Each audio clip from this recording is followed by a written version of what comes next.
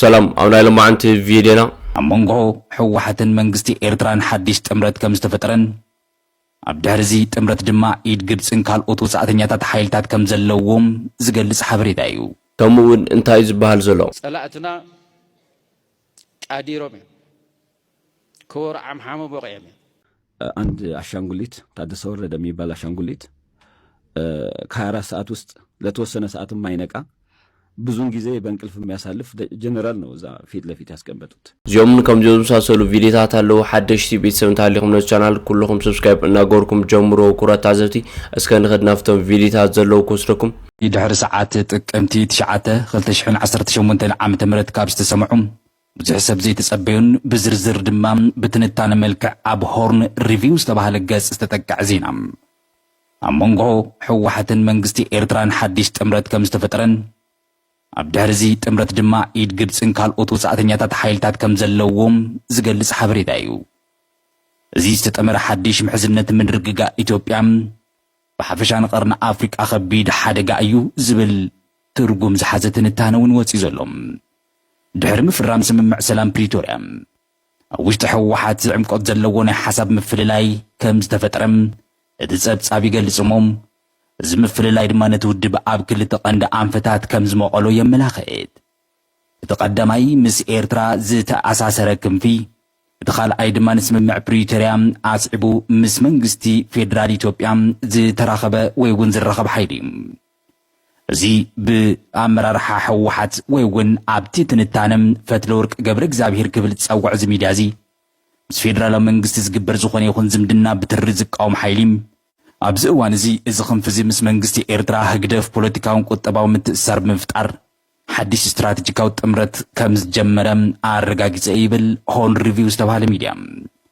እቲ ካልኣይ ሓይሊ ብቀደም ፕሬዚደንት ግዝያዊ ምምሕዳር ትግራይ ዝነበረ ጌታቸው ረዳን ካልኦት ላዕለዎት ኣመራርሓ ከምኒ ጀነራል ጻድቃን ገብረትንሳኤን ዝኣመሰሉ ኣመራርሓ ዝጥርንፍ እዩ። እዚኦም ነቲ ስምምዕ ሰላም ፕሪቶርያ ሙሉእ ብምሉእ ብምድጋፍ ምስ ፌደራላዊ መንግስቲ ኢትዮጵያ ተሓባቢርካ ምስራሕ ዝብል መርገፂ ከም ዘለዎም ኣብዚ ዜና ተዘርዚሩ ኣሎ። ኣይተ ጌታቸው ረዳ ኣብ መወዳእታ ካብዚ ሓላፍነት ብምልቃቕ እውን ኣመኻሪ ቀዳማይ ሚኒስትር ኮይኖም ምዝዛሞም ንምዛዞም ዝዝከር እዩ። ከም ትንታነ ሆርን ሪቪው እዚ ሓድሽ ጥምረት ሕወሓትን ህግደፍን ክልተ ቀንዲ ዕላማታት ከም ዘለዎ ሓቢሩ ኣሎ። እቲ ቀዳማይ ቁጠባዊ ረብሓ ክብል ይገሊፅዎ። ኣብ ትግራይ ዝርከቡ ከም ወርቂ ዝኣመሰለ ብመንገዲ ኤርትራ ካብ ሕጊ ወፃኢ ብምሻጥ እቲ ውድብ ዝደኸመ ዓቕሚ ገንዘቡን ምጥንኻር ዝዓለመ እዩ ይብል። እዚ ድማ ነቲ ውድብ ንወታደራውን ፖለቲካዊ ንጥፈታቱ ዘድሊ ገንዘብ ንምእካብ ክሕግዞ ይብል። ብኻልእ ገጽ ጽምዶ ተባሂሉ ዝተሰየመ ወፍሪ ካብ ካብታት ዘላንበሳን ኢረቡን ዝተመዛበሉ ወገናት ናብቲ ሕጂ ብሰራዊት ኤርትራ ዝተሓዘ ቦታን ንኸይምለሱ ዝዓለመ ብሓባር ዝተጠመረ ውዲት ሴራ ክብል እውን ገሊፅዎ ኣሎ። እዚ ሓድሽ ጥምረት ነቲ ጎንፂ ካብ ትግራይ ናብ ክልል ኣምሓራ ንምስፋሕ ይሰርሕ ከም ዘሎ እዚ ጸብጸብ ዝጠቐሰ ኮይኑ ነዚ ንምዕዋት ድማ ከም በዓል ዳዊት ሃይለ ጊዮርጊስን አንዳርጋቸው ጽጌን ዝኣመሰሉ ጉዳይ ተዋሳእቲ ፖለቲካ ብምጥቃም ነዚ ዝተበታተነ ምንቅስቓስ ፋኖ ንምውሃድ ይሰርሕ ኣለዉ ክብል ሆርን ሪቪው ሎማዓንቲ ጸብጺቡ እቲ ናይ መወዳእታ ዕላማ ናይ ዝውጥን ድማ ናብ ሽዋ ብምዝላቕ ኣብ ልዕሊ ኣዲስ ኣበባ ጸቕጢ ብምፍጣር ኣህጉራዊ ኢድ ኣታውነትን ምዕዳም ዝዓለመ ኢሉ ኣሎ። እዚ ሓድሽ ጥምረት እዚ ብሃንደበት ዝተፈጠረ ዘይኮነስ ኣብ ድሕሪ ግብፅን መሻርክቲ ዝኾነ ሃገራት ኣውሮጳ ከም ዘለዋ እውን እቲ ጸብጻብ ገሊጹ ኣሎ። ዕላማ ናይ ወጻእተኛታት ሓይልታት ንመንግስቲ ቀዳማይ ሚኒስትር ኣብዪ ኣሕመድ ንምድኻም ነቲ ኣብ መንጎ ሕወሓትን ህግደፍን ዝነበረ ናይ ቀደም ዝምድና ከም ብሓድሽ ብምሕዳስ ንኢትዮጵያ ኣብ ዘይምርግጋእ ንምእታው ዝተዓለመ ውዲት እዩ ክብል ጸብጺቡ ኣሎ። እዚ ዜና ብዝርዝር ከም ዘለዎ ሆርን ሪቪው ዝተባሃለ ሚድያ ከም ጸብጸቦ እዩ።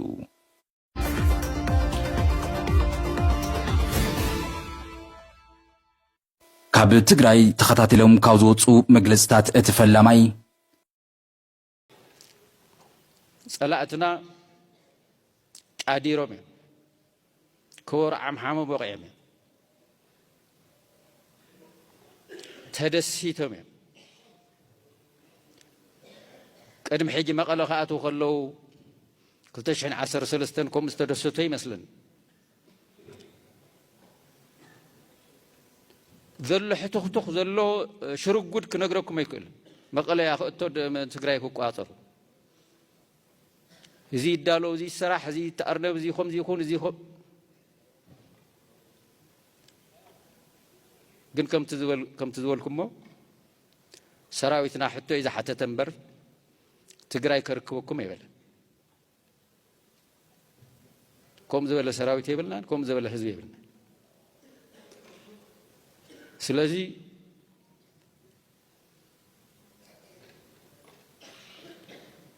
እዚ ድሌትኩምን ምኘትኩምን መኺኑ ዝተርፍ ስለ ዝኾነ ኣብ ዘይኾነልኩም ግዜ ተጥፍኡ ኢና ክንብሎም ዝግባእ ስለዚ ከም ሰራዊት ምሳኹም ኮይና በብደረጃ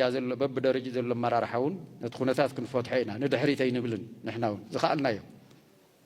ክንጭነቕ እውን ኣይንደልን ዘይንኽእሎት ሓቢእና ንጭነቆ ነገር ኣይንፈጥርን በቃ ኣይንኽእልን እዚ ከምዚ ተፈጢሩ እዚ ኣይከኣልን ኩላትና ንፍትሕ ኢልና ክንቀርብ ኢና ነዋቕ ትንኽእሎ ከዓ ክንገብሮ ካብ ልቢ ክንሰርሕ ኢና ስለዚ ኣርሚ 22 በዚ ደረጃ እዚ ነቲ ጉዳይ ንኽትርእይዎ እና ከምዚ ንፍትሕ ኢልና ህዝብና ክንክሕሰለና ኢልኩም በዚ ደረጃ እዚ ኩነታት ክእለ ሓሲብኩም ዝገበርኩሞ ንህዝቢ ዘኽብር ምንቅስቃስ ካብ ልበይ ተሓጒሰ ካብ ልበይ ከምስግነኩም ይደሊ ይቕኒየለ ትግራይ ዝወፀ ለማዓንቲ ብዙሓት ዘሰንበደም ሪፖርት ድሕሪ ስምምዕ ሰላም 2022 ከመቆጻጽር ኣውሮፓ ኣብ ትግራይ ካብ ሕጊ ወፃኢ ስደትን ጉጅላዊ መጥቃዕትታት ብኣስጋኢ መልክዑ እንዳተስፋሕፍሐ መምፅኡ ሓድሽ መጽናዕቲ ተመልኪቱ ኣሎ እቲ ብሕብረት ኣውሮፓ ዝተደገፈ ብሲኤስቲ ኢትዮጵያ ዝተዳለወ ጸብጻብ እቲ ክልል ኣብ ከቢድ ማሕበረ ቁጠባዊ ቅልውላው ከም ዝርከብን ስርዓት ፍትሕን ትካላት ጸጥታ ሙሉእ ብሙሉእ ከም ዝተዳኸመ ቃሊዑ እቲ ጸብጻብ ኣብ ትግራይ ዝርአ ዘሎም ተስፋ ናይ ምቑራጽ ኣብ ኩለን ወረዳታት ዓብዪ ዘይምርግጋእ ይፍጠር ከም ዘሎ ብምጥቃስ እቲ ጸገም ብፍሉይ ድማ ኣብ ከተማታት መቐለ ዓዲግራትን ከም ዝተጠናኸረ ኣነጺሩ ኣሎም ዕምቆት ዘለዎ ቁጠባዊ ቅልውላው ስእነት ስራሕ ምፍራስ ትካል ፍትሕን ጸጥታን ምዕንባብ ተግባራት ገበን ዓመፅን እውን ኣብቲ ሪፖርት ብዝርዝር ዝተገለጹ ነጥብታት እዮም እቲ ጸብጻብ ከም ቀንዲ ጠንቂ ንዝጠቐሶም እቲ ድሕሪ ኩናት ዝተፈጥረ ከቢድ ቁጠባዊ ቅልውላው ሰፊሕ ስእነት ስራሕ መንእሰያት ድኽመት ግዜያዊ ምምሕዳርን እዮም እዚ ድማ ንስደት ጉጅላዊ ምጥቃዕትታት ካልኦት ገበናት ከም ቀንዲ ምንጪ ኮይኑ የገልግል ኣሎ እቲ መጽናዕቲ ከም ዘመላኽቶ ኣብቲ ክልል ዘለው ትካላት ፍትሕን ጸጥታን ሙሉእ ብሙሉእ ብምፍራስ ንሕጊ ምኽባር ፈጺሙ ዘይከኣል ገይርዎ ኣሎ እዚ ድማ ንገበን ስደተኛ ሓደሽቲ ስግኣት ጸጥታ ኣፍ ደገ ኸፊቱ ኣሎ ኣብ ከተማ መቐለ ምንቅስቓስ ጉጅለታት ገበን ውድብ ዝርፍያም ከምኡ እውን ናይ ሕነ ምፍዳይ ቀትለታት ካብ ዝኾነ እዋን ንላዕሊ ወሲኹ ኣሎ ብፍሉይ ድማ ብለይቲ ዝፍጸሙ መጥቃዕትታት ልሙድ ተርእዮ ከም ዝኾኑ እቲ ጸብጻብ ይገልጽ እዚ ድማ እቲ ማሕበረሰብ ዝኽተሎ ዝነበረ ስርዓት ባህሊ እንዳተዳኸመ መምጽኡ ዘርኢ እዩ እቲ ጸብጻብ ከም ዘጠቐሶም ኣብ መንጎ ህዝቢ ዝተፈጠረ ተስፋ ምቑራጽ ብዙሓት መንእሰያት ናብ ዘይሕጋዊ ስደት ኣምሪሖሎም ብፍሉይ ካብ ወረዳ ኢሮብ ጉሎ መኸዳ ዝርአ ዘሎም ናይ መንእሰይ ስደት ኣዝዩ ኣሰካፊ ደረጃ በፂሖሎም እዞም መንእሰያት ብዘይሕጋዊ መንገዲ ናብ ስዑድ ዓረብ ከም ዝጓዓዙ ዝገለጸ እቲ ጸብጻብ ከም ከተማ ራማ ከም ቀንዲ መውፅኢ ሓደጋ ኮይና ተጠቒሳላ ኣብ ገጸራት ብሰንኪ ጸጋታት መሬት ማይን ዝለዓሉ ግጭታት እንዳተበራኽቱ ይመጸሎም ኣብ ልዕሊ እዚ ኣብ ኣተሓሓዛ መሬት ዝርአ ሰፊሕ ብልሹና ነቲ ጸገም የጋድዶ ከም ዘሎ ኣከባብያዊ ምምሕዳራት ነዞም ጎንፅታት እዚኦም ንምቁፅጻር ዓቕሚ ከም ሰኣንም እቲ ጸብጻብ ቃሊዑ ኣሎ እዚ ጸብጻብ ነቲ ናይ ሰላም ስምምዕ ንኹናት ደው እኳ እንተብሎ ነቲ ኣብ ትግራይ ዘሎ ማሕበራዊ ቁጠባዊ ቅልውላው ግን ክፈትሖ ከም ዘይከኣለ እዞም ሓደሽቲ ቅልውላዋት ድማ ህፁፅ ፍታሕ እንተዘይረኺቦም ናብ ዝኸፍአ ዘይምርግጋእ ከም ዘምርሑ ዘጠንቅቕ ሓድሽ ሪፖርት ይወፅዩ አንድ አሻንጉሊት ታደሰ ወረደ የሚባል አሻንጉሊት ከ24 ሰዓት ውስጥ ለተወሰነ ሰዓት የማይነቃ ብዙን ጊዜ በእንቅልፍ የሚያሳልፍ ጀነራል ነው እዛ ፊት ለፊት ያስቀመጡት ከውስጥ ያሉት ግን ሌሎች ናቸው ሌሎች ነፍስ አማኞች ወድን ቤቴ ምናምን የሚባሉ መንደርተኞች ማለት ነው እነዚህ መንደርተኞች ናቸው ትግራይን እንመራለን ብለው የሚያስቡት and it is impossible አይታሰብም የሚታሰብ አይደለም እንደማይታሰብ ደግሞ እያየሽው ነው። ነገ ከነገ ወዲያ ሌላ ነገር ነው የምንሰማው። ክብሪ ሰራዊትና ዘጣሱ አይናገስን ኢሉ ጀነራል ዮሐንስ ወልደ ጊዮርጊስ መዲድ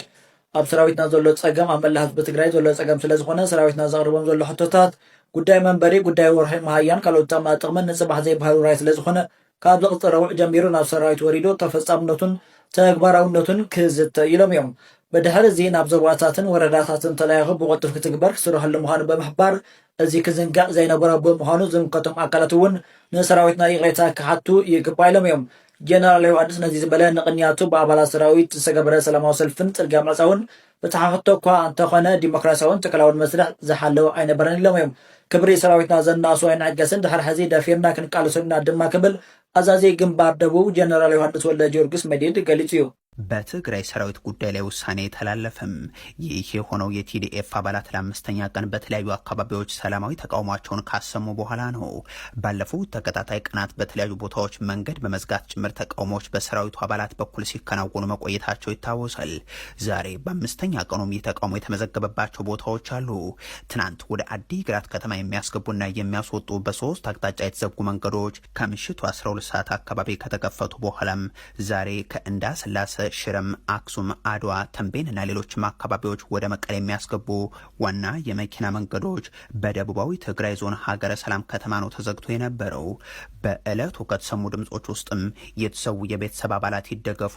የደሞዝ ጥያቄያችን ይመለስ፣ የቤት መስሪያ መሬት ይሰጠን ወዘተ የሚሉት ይገኙበታል። ባለፉት ቀናት በሌሎች የክልሉ አካባቢዎች የቀረቡት ጥያቄዎችም ተመሳሳይነት ያላቸው ከዚህም ብዙም የራቁ አይደሉም። ይህንን ተከትሎም የትግራይ ካቢኔ ዛሬ ውሳኔ አሳልፏል። ዛሬ መግለጫውን ያሰራጨው የጊዜያዊ አስተዳደሩ ፕሬዝዳንት ጽህፈት ቤት ካቢኔም ጥቅምት 5 ያወጣውን የትግራይ ጸጥታ ኃይሎችን ተጠቃሚነት የሚያረጋግጥ ረቂቅ ደንብን ማጽደቁን አመልክቷል። ካቢኔው በዛሬው አስቸኳይ ስብሰባው የትግራይ ሰራዊት ተጠቃሚነትን የሚያረጋግጥ ደንብ በዝርዝር ተወያይቶ ተግባራዊ እንዲሆን በሙሉ ድምጽ ማጽደቁን የገለጸው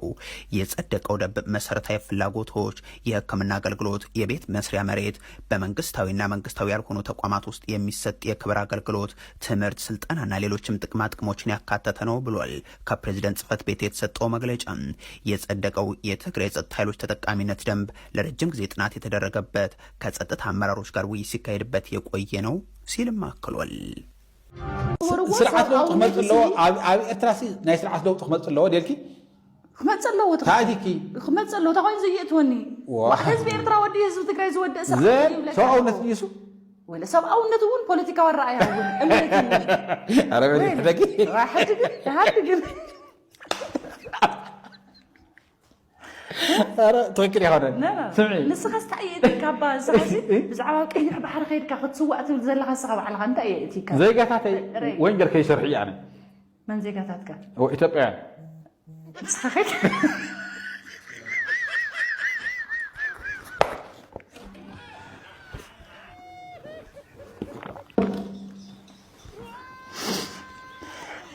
ኢትዮጵያ እስክድገመን كيف كاخذ كلاخل اللي من إيرترا يس سوأونت بسوأونت يعني نتوز تقوحي بزلو كينا تقوحي بزلو تقراي جن شو ميل على الكلام نحافظه بحر خوينا ትግራይና ኢትዮጵያን የሚያገናኛቸው ህገ መንግስት አይደለም። አሁን ህገ መንግስትን ማተጥሶ ጦርነት ተገብቷል። ትግራይንና ኢትዮጵያን የሚያገናኛቸው አንድ መንገድ አንድ ነገር ኢትዮጵያ ውስጥ እንደምታውቀው ሁለት ክልል ነው ያለው ትግራይና ኢትዮጵያ ነው እንጂ ሌሎቹ የፌዴሬሽኑ ፈርሷል። ምክንያቱም ሌላውን ክልል እንዳለ አብይ በአንድ እጁ ነው የሚያስተዳድረው። አንድ ነው በቃ የሚሾማቸው ሰዎች ይቀመጣሉ። እሱ የፈለገውን ክልል ያፈርሳል፣ የፈለገውን ክልል እንደዚህ ነው ያለው። እዚህ አንድ ክልል ብቻ ነው የቀረው ከፌዴሬሽኑ ውስጥ። እሱ ክልል ደግሞ በህገ መንግስት አግባብ አይደለም እየተዳደረ። እንደዛ ቢሆን በሁለቱ መካከል ያለው ግንኙነት በአንድ ዓለም አቀፋዊ በዓለም አቀፍ ኃይሎች ብሮከር በተደረገች ስምምነት መሰረት ነው። ያ ብቻ ነው የሚያገናኘው። ስለዚህ ያቺን መገናኛ መስመር ተጠቅመው አብረው መስራት ያለባቸውን መስራት ሲገባቸው የመገናኛ መስመሩን ለመበጠስ ኢንፋክት አብሮ የተስማማውን ወገን ህጋዊ እውቅና ነስቻለሁ። አስታውስ እዛ ያሉ ፕሪቶሪያ ያሉ ሲስማሙ አንዱ የመንግስት ግዴታ ከሽብርተኝነት ሊስት ውስጥ መዝገብ ውስጥ አወጣቸዋለሁ። ይሄን አድርገዋል በአዋጅ። ይሄን ካደረጉ በኋላ አሁን ደግሞ በሰላማዊ በምርጫ ቦርድ ህጋዊ አይደላችሁም። it just doesn't make sense እና ሰተው ከሽብርተኝነት ሊስት ሳስወጥተው አንዳንድ ነገር አብራቸው ስትሰራ ስትቆይ ከህዋት ጋር ነው እየሰራህ ነበር። اسكي كورة تازوتي اتون فيديوهات كم تزريقم ويزمسل حساب تاليكم او زي فيديوهات حسوكم مبوتاكم انت كتقلصوا تخليكم كورة تازوتي لألهم معنتي فيديو نازومي مصنيرهم اغطى الفيديو تماري سكساز مزة ناس channel زي كلهم سبسكرايب مقار كي ترسعوا